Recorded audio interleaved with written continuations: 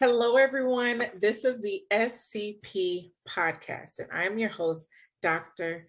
J. And today I have with me an amazing guest, Dr. Karen Wilson Starks. Wilson Starks, thank you for joining us today. Thank you so much, Dr. J. I'm really glad to be here. Thank you. So I would love to just tell our audience about you, who you are, what you do. Well, I am a consulting psychologist, and I'm one of those people who kind of got the call to psychology in childhood. I always wanted to be a psychologist. I never imagined, though, that I would be working with businesses. My view of a psychologist was someone sitting in their office and individual people were coming in to work with them. One of the first jobs I had as a psychologist was in the Army. I was an active duty Army officer and psychologist. And that was more than 40 years ago. And so when I was in the Army, that's when I saw, there could be a business or a leadership application to this work and what we do. So after the Army, lots of private practices. I worked overseas also in Germany as a civilian for the military. And then more than 30 years ago, I started working with corporate clients, first with the Center for Creative Leadership, and then in my own business, Trans Leadership Incorporated, which I started about 26 years ago. Dr. Wilson Starks, I first have to pause us right now. I did not know you are a sister in arms. Oh, yes. I was in the Air Force for a few years. So I'm even more honored to have you here today. Well, this is an old home because I didn't know you were in the Air Force. Yeah, look, that's phenomenal. Yeah. That's what this podcast is for, bringing us together around different topics and we learn about each other. Yes, I like that. Awesome. Amazing. Well, thank you for your service, and you too. Especially as a decorated officer. And so thank you. Thank you for that. So we'll hop right into our topic today, especially around this idea of strengthening clients strengthening them for the future. So what would you say the role is of consulting psychologists in strengthening their clients for the future? Especially those of us who are working with business clients and corporate clients, I think a lot of our role is to have the difficult conversations with our clients that they don't have elsewhere. And we're also providing support so that they can take challenging or difficult action when necessary. So we're providing an opportunity and a perspective so that our clients are looking more broadly. They have a greater enterprise-wise lens, and they're thinking differently from just the same old, same old. So our job is kind of like to shake it up a little bit. Absolutely love that. We, as consulting psychologists, definitely shake it up. I can't tell you how many times, and I'm sure you've heard it many times, a psychologist working in the work, what are you doing? What is this? So what do they do as consulting psychologists, or even what do you do with those clients, when they're facing challenges or roadblocks in this area? I think one of the biggest things, and I'm going to really think about even the context that we're coming out of with the COVID virus, because it's lasted so long and it's had such an impact on business.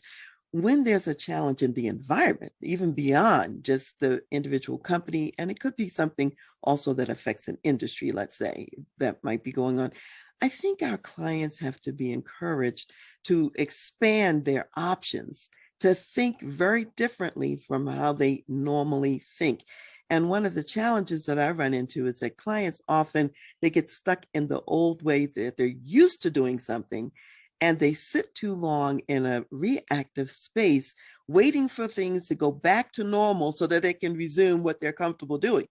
However, when you're really preparing for a new future, you have to jump in as soon as that change has occurred, become very proactive, and think about what are some new ways that I can say yes to. Like I have some clients, they said they would never do virtual work. And they refuse to approve virtual work for their employees. And now that we've been in the pandemic for about almost 2 years, they've had to do virtual work. And they were still saying, we don't want to go back. We don't want to go back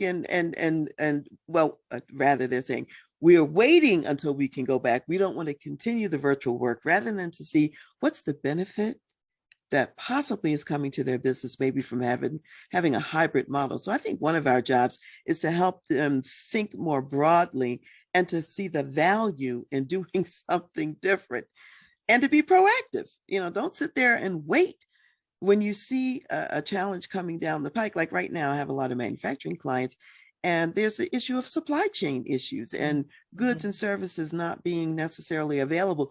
Well, they need to be having proactive conversations now with vendors, suppliers, global partners, customers, to make sure that they can really create the win-win outcomes that are necessary. And I'm just with everything that you're saying, about thinking proactively, thinking differently about some of these challenges. What do you say to that person, that consulting psychologist or that leader or a consulting psychologist working with a leader who they just can't see it? They're just like, you know what, I don't want to do anything different. I want to keep it this way. I feel I'm successful, and so therefore there's no need to change. What advice would you have to move them beyond even that sort of thinking? Yeah, thank you for that question. A lot of times they're feeling unsuccessful because they're trying something old that no longer works in the present. And so what I like to bring executives back to, what are your true strategic objectives? What's your real vision? What are the values that undergird how you started this company, what this company is about? What is the why? What's the impact you want to have in the world? How do you want to serve customers? What's the impact you want to have internally with your own employees? How do you want to impact them? When we start from there, then we can say, what's the roadmap to get there? What will create that? Because what you did yesterday might not create that outcome that you're still interested in. So I bring them back to, is this the end point you want to get to? Is this how you want to show up in the world? Yeah, that's what I want. All right, let's look at what will produce that. That, I think, is a good way to start. Absolutely. We love that. It's almost like what got you to where you are is not going to get you to where you're trying to go, which is what I hear you saying. So that's quite amazing. I know you and I, in our own communication, have talked about this idea of sort of a unified workforce. And it sounds like in order to have that, especially in a time where there's a lot of division, should we go back to work regularly, or should we work from home, sort of the virtual example that you were giving. How do leaders and consulting psychologists, how do they, in helping their clients create this new way of thinking, how do they sustain this sort of unified workplace while they're doing that? Yes, I think two things are really important that we do as consulting psychologists. We facilitate excellent decision making with our clients. And with the decision making, we also facilitate the proper messaging of the decisions. And my bias, I guess I would say, is to message things in such a way that you give the workforce more options and more choices, and particularly in an American workforce. Most of my clients are global, but they are US based. And so I think that we have to, rather than to say, you must do this in this way, and there are no other alternatives, I really talk to my clients about, wait a minute, do you really have to be that rigid? Let's talk about what is possible, rather than making an edict that says everyone has to come into the office every day. There are no options for virtual work, or everyone has to get the vaccine, because most of my clients, they have companies over 100. So that with the presidential mandate about the vaccine, we talked about what are the choices with religious exemptions and exceptions, what are the choices with medical exceptions, being able to provide information enough so that people can make their own choice in their best interest and also in the company's best interest. And some of my clients are in really difficult positions because they're working in settings where the vaccination really is required to do the work. And so how do you message to those who are choosing not to get the vaccine what some of the consequences might be, without making it sound punitive, without pointing a finger, without belittling people, allowing them to have their adult agency? And some executives don't know how to do that messaging so that the workforce is unified. And so now we're seeing, as of I think it was August this year, the statistics said there's a mass exodus of people out of the workplace. People Right. are retiring early, they're leaving because they really didn't feel like they were respected and having those options and choices.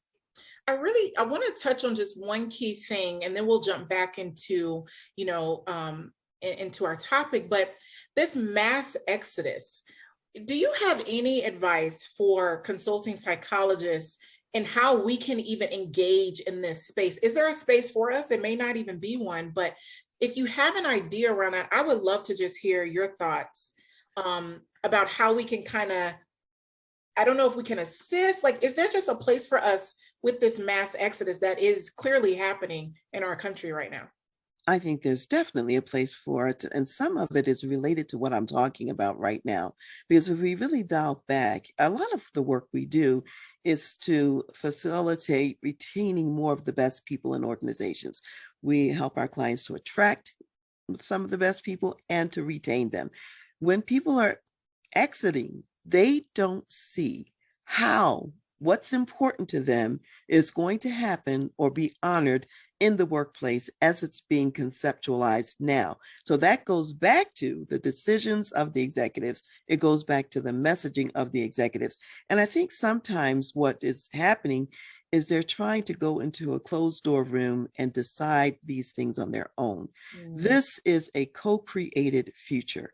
You have to talk to those who will be impacted by these decisions, find out what their worries are, what are their concerns, and then think about your employees as the internal clients, if you will. So you want to be able to give them a customer engagement type experience so that they want to stay. However, if you become rigid, if you become draconian, you close off options, you don't think creatively about what could be possible. It's this way or the highway. People just hit the highway. That's what happens. Mm-hmm. And I almost can wonder if we were to pull back just some of the things that's going on in a lot of these organizations, that there is a mass exodus or they can't find the right people. I almost wonder if that's some of what's undergirding, some of these different thoughts and ideas, which takes us back into our topic. They're not open to, changing how they've always done things, to continue to move forward and strengthen them for the future. That's exactly what's going on. It's exactly what's going on, Dr. J. They are not considering those possibilities. And then the employee, they have other concerns. They may be concerned about family members. They're concerned about many things. And they see a tone deaf organization that's not listening to or addressing their concerns. Absolutely. Wow. Thank you for that. So going back into our topic of strengthening our clients for the future as consulting psychologists or as leaders in these organizations, we have to practice what we preach. I would love to know what you're doing to help strengthen your clients for the future. Well, those are all the things I'm doing to help strengthen the clients for the future. I'm coming alongside them. I'm sitting there with them. We are recruiting together and hiring people, and I'm talking about the culture, and we're saying what needs to be shifted. We're considering options and so on. But I think in practicing what we preach, we also, as consultants, we have to live the reality that we're asking our clients to live. So you don't want to be standing there in a pulpit and say, okay, you eat your spinach, but I'm not going to eat spinach. So when I think about my own business, when the pandemic hit, I had to make major changes, lots of changes. My business was 80% travel. It's a global business. It's still global. It's 0% travel now. So I had to do a virtual business, which is not what I had planned to do or what I wanted to do. And at the beginning of the pandemic, I didn't really even know how to work Zoom. So I mean, that was amazing. I had to be open to do learning as well. Right. And what I've learned is that, I can even access global partners and clients even virtually, and to some extent, even greater ones. I mean, I'm talking regularly to people in the UK, people in South Africa, people in Ireland, all across the globe, Australia, lots of places, because with the virtual, you can touch anyone at any time. Right. So I'm finding that there are advantages. So I've got, that's what I'm saying to my clients. Instead of looking at what you can't do with what's new, look at what you can do with what's due, Yeah. and let's figure that out together. And I can share with them. I remember going through 9/11. I remember going through the crisis of 2008, and maybe being a little bit more passive myself, even though I did a lot of good things. This time, okay, this is the third time around. No, I'm hitting the ground running and I'm setting myself up for success. And I want you to set yourself up for success, Right. so that you win at the end as well. Right.